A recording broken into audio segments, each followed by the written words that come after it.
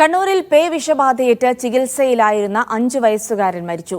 തമിഴ്നാട് സേലം സ്വദേശികളുടെ മകൻ ഹാരിത്താണ് മരിച്ചത്. കോഴിക്കോട് തൊട്ടിൽപ്പാലത്തും ഇന്ന് തെരുവുനായയുടെ ആക്രമണത്തിൽ വിദ്യാർത്ഥിനിക്ക് പരിക്കേറ്റു.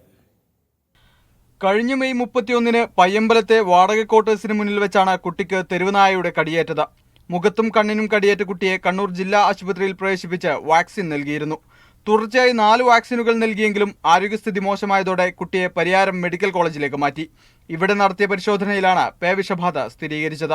കഴിഞ്ഞ 12 ദിവസമായി പരിയാരം മെഡിക്കൽ കോളേജിൽ വെന്റിലേറ്ററിൽ ചികിത്സയിലായിരുന്നു. ഇന്ന് രാവിലെയാണ് മരണം സംഭവിച്ചത്. കഴിഞ്ഞ 3 വർഷമായി കണ്ണൂരിൽ സ്ഥിരതാമസക്കാരായ സേലം സ്വദേശികളുടെ മകനാണ് ഹാരിത്ത്. ബന്ധുക്കൾക്ക് വിട്ടു നൽകിയ മൃതദേഹം സംസ്കാര ചടങ്ങുകൾക്കായി സേലത്തേക്ക് കൊണ്ടുപോയി. അതിനിടെ ഇന്ന് കോഴിക്കോട് വീണ്ടും തെരുവുനായയുടെ ആക്രമണമുണ്ടായി. തൊട്ടിൽപ്പാലത്തിനടുത്ത് വിദ്യാർത്ഥിനിയെ തെരുവുനായ ആക്രമിച്ചു. പരിക്കേറ്റ തന്മയ എന്ന വിദ്യാർത്ഥിയെ കുറ്റ്യാടി താലൂക്ക് ആശുപത്രിയിൽ പ്രവേശിപ്പിച്ചു. ഇന്നലെ വൈകിട്ട് 2 തൊഴിലുറപ്പ് തൊഴിലാളികളെയും തെരുവുനായ ആക്രമിച്ചിരുന്നു. കോഴിക്കോട് ബ്യൂറോക്കൊപ്പം മീഡിയ 1 കണ്ണൂർ.